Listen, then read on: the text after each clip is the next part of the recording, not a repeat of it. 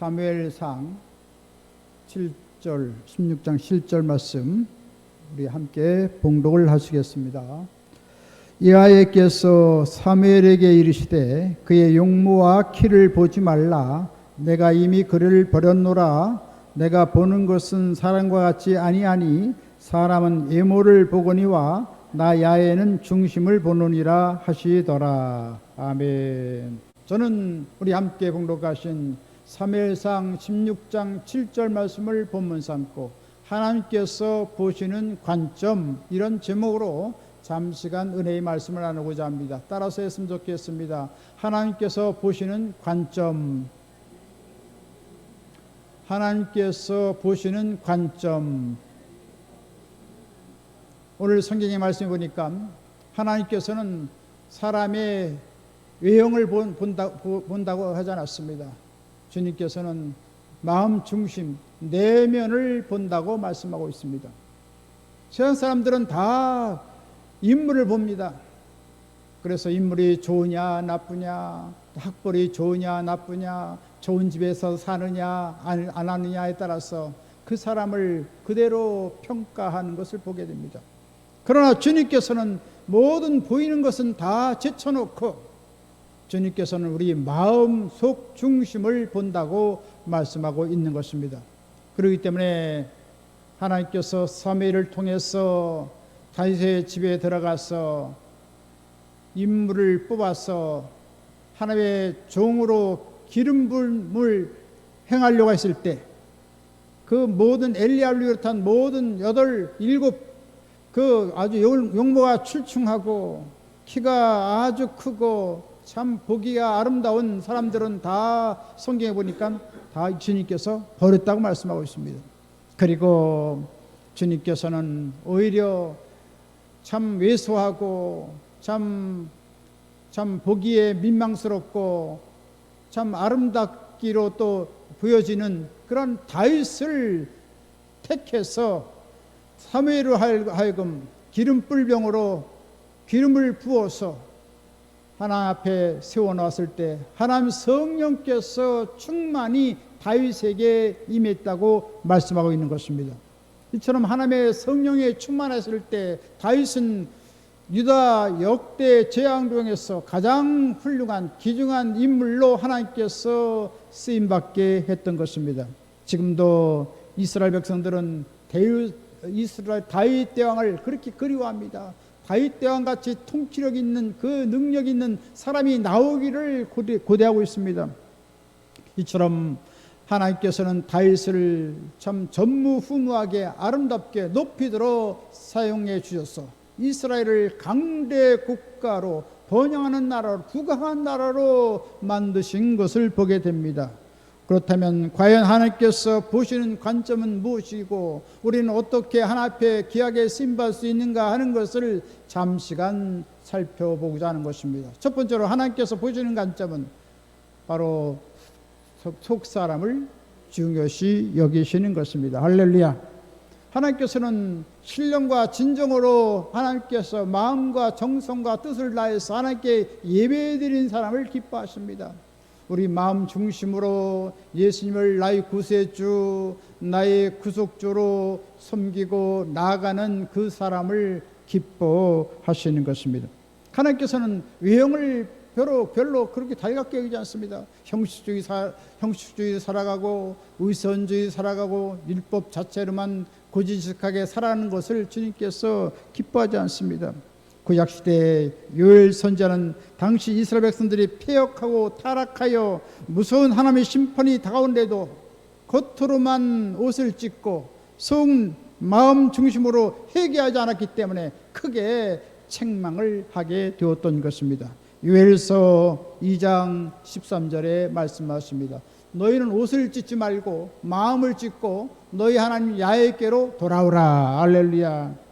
이처럼 상한 심령의 제사, 통회하고 자복하는 심령의 제사를 하나님께서 기쁘게 받으시고 언제나 우리의 기도를 들어주시는 것입니다.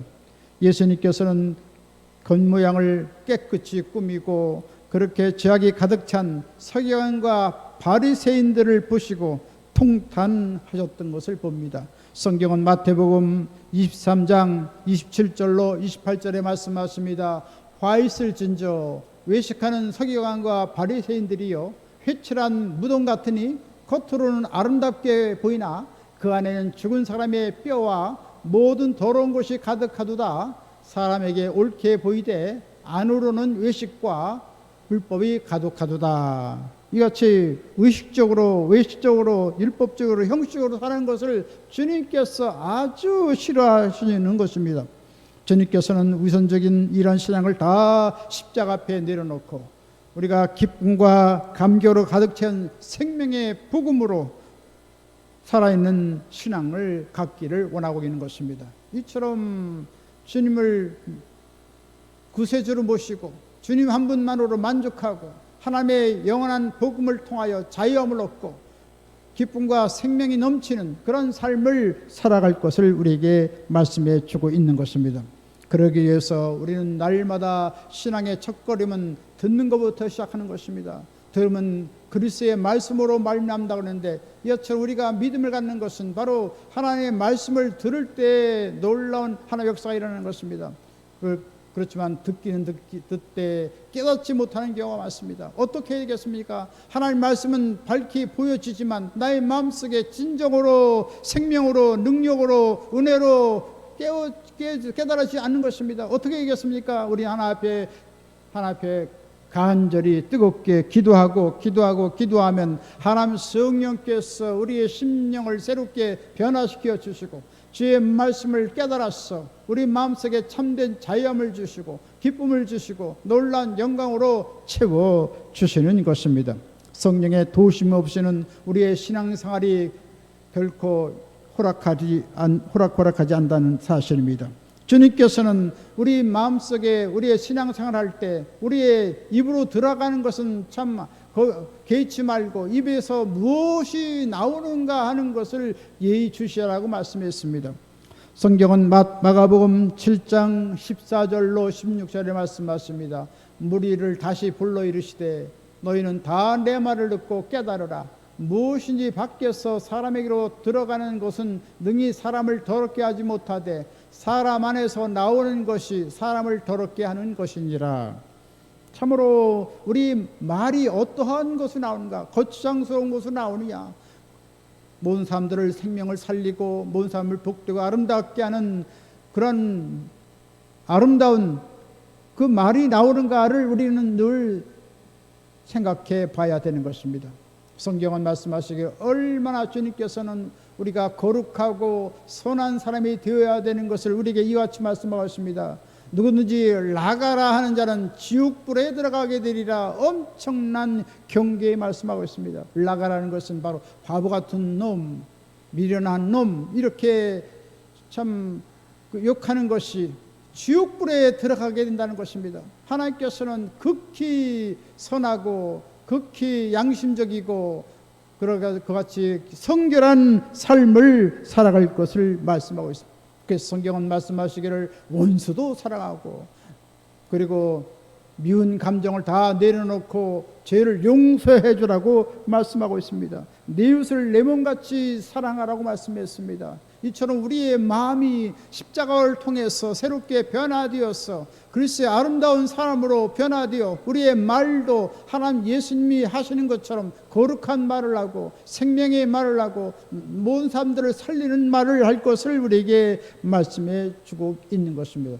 그러기 위해서 우리는 예수님을 본받는 자가 되어야 되는 것입니다. 주님께서는 어떤 우리의 신앙의 위선과 형식을 별로 달갑게 여기지 않습니다. 그렇기 때문에 주님께서 우리에게 놀라운 말씀하십니다. 누가복음 9장 23절에 말씀을 하십니다.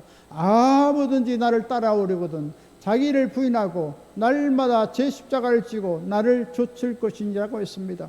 바로 십자가를 지는다는 것은 무엇입니까? 옛것은 다 십자가에 다 주님과 함께 죽어지고 예수님과 함께 다시금 부활의 생명으로 주님과 함께 살아간다는 것을 의미하는 것입니다.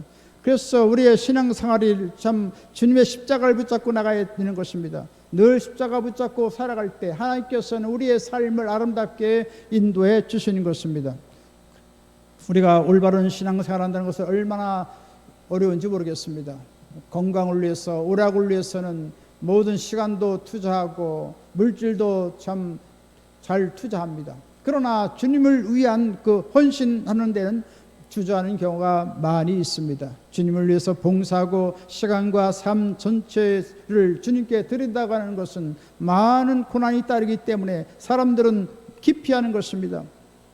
그래서 많은 사람들이 주의를 지키고 또 수요 예배를 하나님께 드리고 철야 예배로 나오고 또 일어나기 어렵지만 새벽 예배로 주 앞에 나올 때 하나님께서는 우리를 가상히 여기시고 기뻐하시는 것입니다. 이처럼 주님 중심으로 살아가면 하나님께서 우리의 삶을 아름답게 인도해 주시고 영원한 복으로 채워주시는 것입니다. 우리의 속사람을 날마다 변화시켜 주시는 것입니다. 그래서 주님께서는 우리에게 이렇게 말씀합니다. 에스겔서 18장 31절에 말씀하십니다. 너희는 너희가 범한 모든 죄악을 버리고 마음과 영을 새롭게 할지어다. 이스라엘 족속아 너희가 어찌하여 죽고자 하느냐. 이스라엘 백성들은 참 하나님의 올바른 신앙을 갖지 못했습니다. 이방 신상이 좋아서 그것을 쫓고 태양신을 섬기고 또 달신을 섬기고 가진 모든 그 개인적인 신을 섬겼을 때 하나님께서는 아주 질타하셨습니다. 그래서 선지자를 통해서 깨우치고 새롭게 변화되고 하나님께로 돌아오라고 그렇게 수없이 말씀을 전해줬던 것입니다. 이스라엘 백성들은 분명코 그들이 하나님을 섬겨야 될 것을 알고 있습니다. 그러나 그런 하나님을 뜨겁게 섬기고자 하는 마음은 다 내려놓고 유대의 전통을 중요시 여기고 체면과 물질과 육신만을 위해서 살아갔던 것입니다. 우리의 참된 신앙이라는 것은 우리의 마음 신앙을, 마음속 사람을 바꾸는 것입니다. 새롭게 하는 것입니다. 그래서 우리가 어떻게 해야 되겠습니까? 성령으로 우리의 심령을 채워야 되는 것입니다. 하나님의 신선한 생명의 말씀으로 채워야 되는 것입니다. 술 취하지 말라 이는 방탕한 것이니 오직 성령의 충만을 받아라고 말씀했습니다. 우리가 성령님을 환영하고 인정하고 모셔드리면 성령께서 인격적인 하나님 우리 가운데 다가오셔서 우리의 심령을 변화시켜주는 것입니다. 또 하나님 말씀을 읽고 듣고 그 말씀을 준행하면 그 말씀의 놀라운 능력이 우리의 심령을 붙잡아 주셔서 영원한 복을 받고 또 생활의 아름다운 형통한 하나님의 역사를 체험하게 만들어 주시는 것입니다. 이와 같이 성령을 따라 살고 하나님 말씀을 따라 살아갈 때 우리는 예수 그리스도의 참 제자로 살아갈 수 있고 이 거친 풍랑이 있는 이 세상을 승리하며 살아가도록 역사해 주시는 것입니다. 특별히 우리는 예수 그리스도의 마음을 품고 나갈 때 우리는 이 세상을 올바르게 살아갈 수가 있는 것입니다. 빌립보서 2장 6절로 8절에 말씀하십니다. 그는 근본 하나님의 본체시나 하나님과 동등됨을 취하지 아니하시고 오히려 자기를 비워 종의 형체를 가지사 사람들과 같이 되셨고 사람의 모양으로 나타나사 자기를 낮추시고 죽기까지 복종하였으니 곧 십자가에 죽으심이라.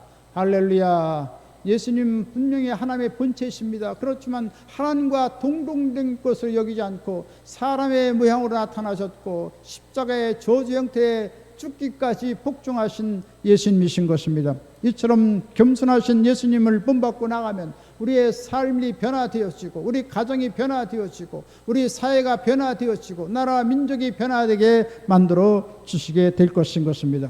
우리는 이같이 참된 그리스도의 믿음을 갖고 나감으로 말미암아 하나님의 은총을 덧입고 영원한 승리를 가져오게 되시기를 주님의 이름으로 간절히 축원드리겠습니다.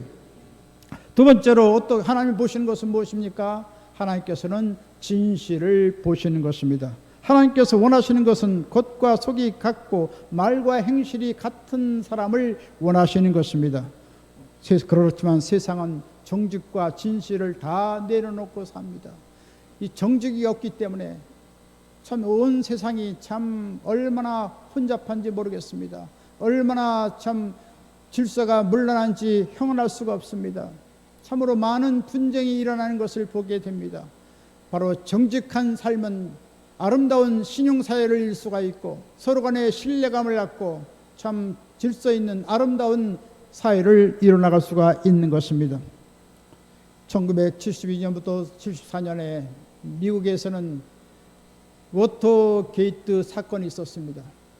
리처드 닉슨이 그만 차기 정권을 다시 한번 또 대통령으로 출마하려는 욕심을 가지고 그만 그 민주당의 모든 그 여론을 듣기 위해서 그것을 도청 장치를 하고 또 여러 가지 또 그런 악의적인 그런 행동을 했던 것입니다. 그때 이것이 발칵 일어나서 참으로 공화당은 수세에 몰리게 되었고 그만 워터게이트 사건이 비화되어서 미국 그 여론이 얼마나 들끓었는지 말로 다 할 수가 없습니다. 결국 닉슨은 이 의회의 그 거센 반발과 그 언론의 집요한 그런 비판을 통해서 그는 대통령직을 사임하고 말았던 것을 보게 됩니다. 그는 이한 자기의 사건을 비하하기 위해서 솔직하게 말하지 않았습니다. 계속해서 거짓말을 했습니다. 선거 담당자를 부추겨서 계속 거짓을 주장하고 위선적으로 나갔을 때 그만 닉슨은 하야하고 말았던 것을 보게 됩니다. 그렇습니다. 정직을 잃어버리면 모든 삶이 다 허물어지는 것을 보게 되는 것입니다. 역시 우리 예수 믿는 사람들은 영원한 하나님 나라를 수여하고 살아가고 있는 만큼 주님께서 정직을 원하시고 진실을 원하시는 것을 알고 우리는 늘 올바른 삶을 살아가야 되는 것입니다. 우리는 하나님 앞에서 살아가고 있습니다. 언제나 하나님을 늘 우리가 사랑하며 살아가야 될 줄 믿습니다. 주님께서는 시편 15편 1절로 2절에 말씀하십니다. 야훼여 주의 장막에 머무를 자가 누구오며 주의 성산에 사는 자 누구오리이까. 정직하게 행하며 공의를 실천하며 그의 마음에 진실을 말하며 라고 말씀하고 있는 것입니다. 이처럼 공의롭고 진실한 그 삶을 살아갈 때 우리는 하나님 앞에 늘 거할 수가 있고 하나님의 은총과 사랑을 덧입고 살아가게 만들어 주시는 것입니다. 하나님께서는 정직한 자와 함께 하시고 정직한 자를 주님께서 만나 주시는 것입니다. 하나님께서는 변함이 없으십니다. 역시 하나님 말씀도 변함없이 정직을 우리에게 말씀해 주고 있습니다. 하나님 말씀은 우리에게 신실성을 우리에게 말씀해 주고 있는 것입니다. 시편 140편 13절에 말씀하십니다. 진실로 의인이 주의 이름에 감사하며 정직한 자가 주의 앞에 거하리이다. 할렐루야. 주 앞에 영원토록 거할 수 있는 사람은 늘 정직하고 진실한 사람이 하나 앞에 바로 설 수 있다는 것을 말씀해 주고 있는 것입니다.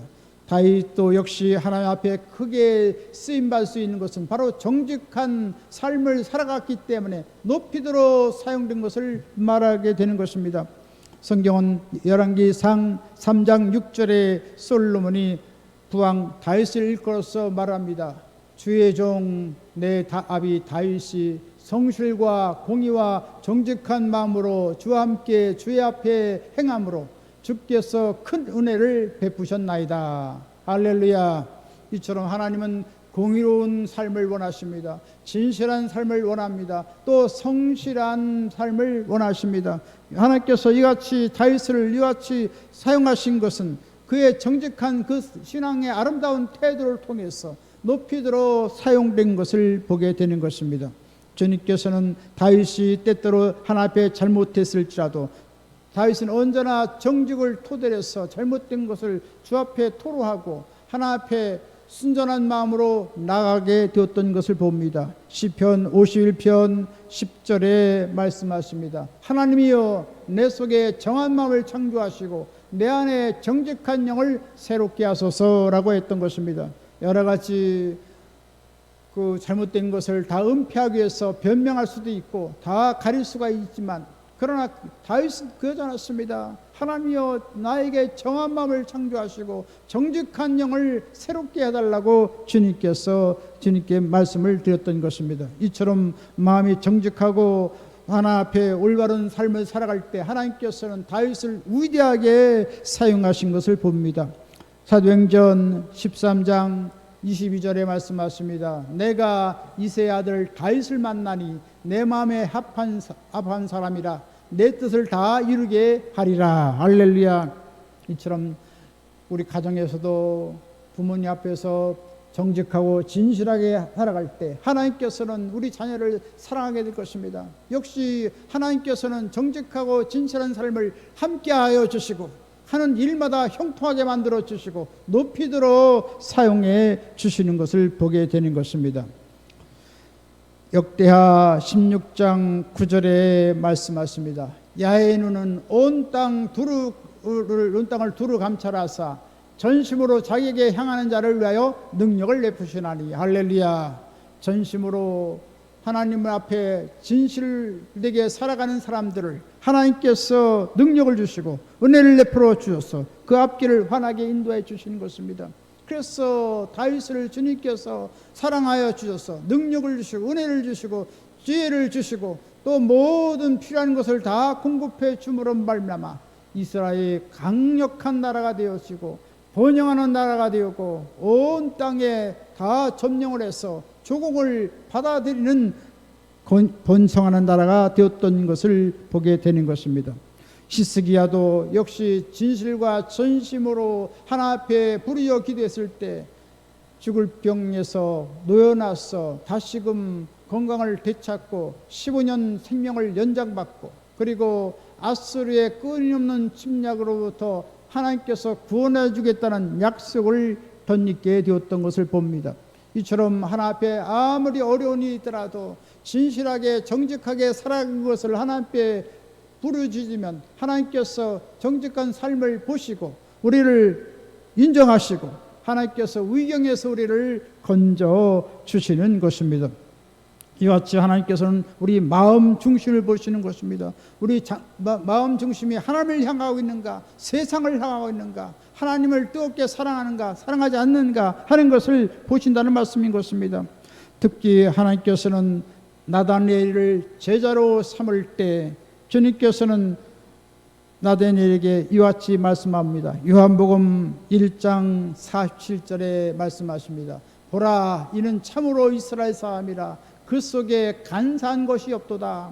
이처럼 진실되고 거룩한 삶을 살아갔던 나다니엘을 하나님께서 거룩한 참 제자로 뽑으시고 사도로 하나님께서 귀하게 사용했던 것을 보게 되는 것입니다. 그때 나다니엘을 예수님께서 인정했을 때 나다니엘이 말합니다. 당신은 참으로 하나님의 아들이요 이스라엘의 임금이로소이다 라고 말씀을 드렸던 것입니다. 그래서 예수님이 위대한 메시아가 되는 것을 증언하였던 것을 보게 되는 것입니다. 주님께서는 우리에게 이와 같이 청결한 마음, 정직한 마음을 원하시는 것입니다. 마태복음 5장 8절에도 말씀하십니다. 마음이 청결한 자는 복이 있나니 그들이 하나님의 볼 것이며. 할렐루야. 많은 사람들이 하나님 어디 있습니까? 하나님을 보여주세요 하는데 우리가 십자가에 흘리신 보혈을 힘입고 정결함을 얻고 성결한 삶을 살아가면 주님께서 성령을 통해서 우리 마음에 비추어 주시고 놀랍게 말씀하시는 것을 들을 수가 있게 되는 것입니다. 시편 84편 11절에 또 말씀하십니다. 정직하게 행하는 자에게 좋은 것을 아끼지 아니하실 것입니다. 할렐루야. 이처럼 하나님께서는 정직하고 진실한 삶을 살아갈 때 하나님께서는 필요한 모든 것을 아낌없이 다 주겠다고 말씀하고 있는 것입니다. 그래서 지혜도 주시고 청명도 주시고 능력도 주시고 또 재물도 주시고 하나님께서 좋은 삶도 보내주시고 할렐루야. 이처럼 하나 앞에서 정직하고 진실한 삶을 살아감으로 말미암아 형통한 하나님의 축복을 받게 되시기를 주님의 이름으로 간절히 축원드리겠습니다. 세 번째 끝으로 하나님께서 보시는 관점은 무엇입니까? 믿음을 보시는 것입니다. 할렐루야. 히브리서 10장 38절에 말씀하십니다. 히브리서 10장 38절. 오직 나의 의는 믿음으로 말미암아 살리라. 뒤로 물러가면 내 마음이 그를 기뻐하지 않으리라. 할렐루야. 오늘 우리는 믿음을 갖고 하나님 앞에 나왔습니다. 하나님께서 모두를 기뻐하시고 놀란 은혜와 축복을 넘치게 부어 주실 줄 믿습니다. 16세기의 종교학자 마틴 루터는 참 수도원에서 아름답고 거룩한 삶을 살아갔습니다. 그러나 내심에 있는 그 죄의 문제가 해결되어서 많은 범민이 하게 되었습니다. 내 죄를 어떻게 해결할 것인가? 내 죄를 어떻게 해결할 것인가? 그래서 로마의 성 28계단에 올라갔습니다.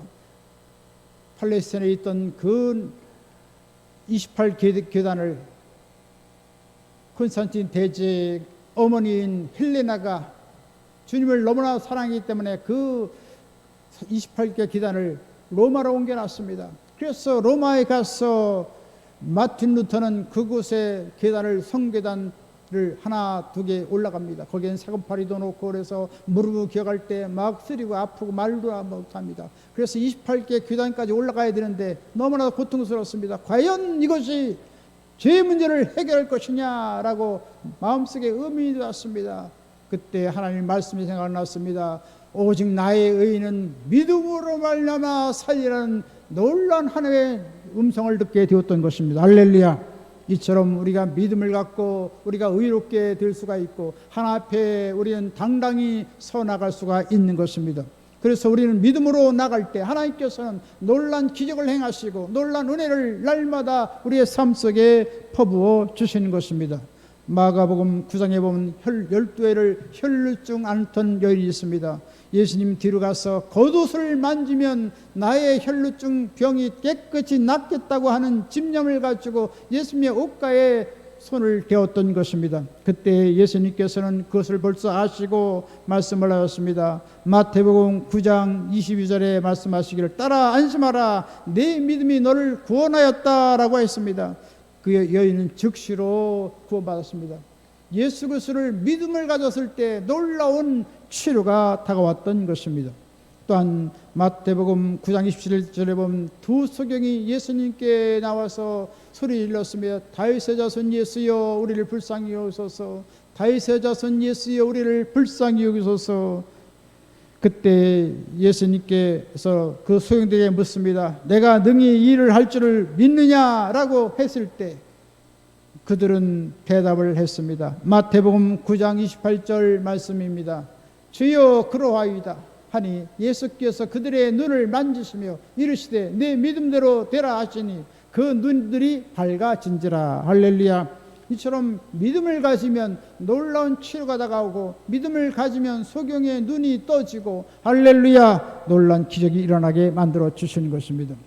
예수님의 제자들이 배를 타고 갈릴리 바다 건너로 가려고 했습니다. 갑자기 풍랑이 일어서 갈 수가 없습니다. 그때 멀리서 감람산에서 기도하시던 예수님이 그 광경을 보시고 얼른 바다 위로 쿵쿵쿵쿵 걸어서 곤경에 처한 제자들을 만나게 되었습니다. 그때 예수님을 보았을 때 베드로는 유령인가 했습니다.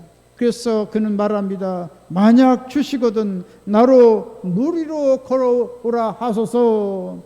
그때 예수님께서는 오라 하심에 저벅저벅 물 위를 풍랑이는 그 물 위를 베드로가 저벅저벅 걸어갔는데 갑자기 큰 바람이 불어오자 그만 그는 예수님 바라보던 시야를 놓치고 그 바람에 무서워서 그만 바닷속으로 빠져 들어가고 말았던 것입니다. 그때 베드로는 말합니다. 주여 나를 구원하소서.